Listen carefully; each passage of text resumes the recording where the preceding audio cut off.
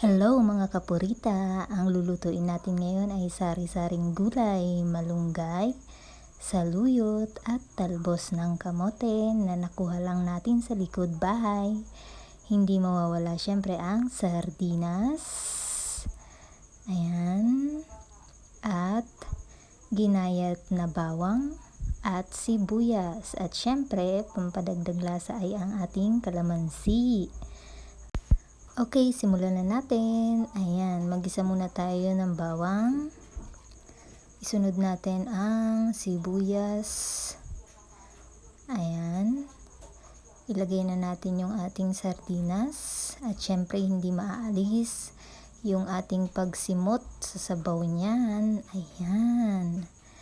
At lagyan na natin siya ng asin,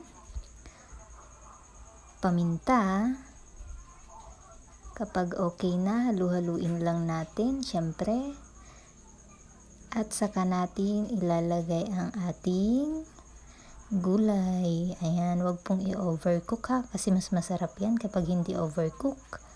At syempre, huli nating ilalagay ang ating kalamansi. Kapag kumulo na at okay na, pwede nang hanguin. Tara na't kumain!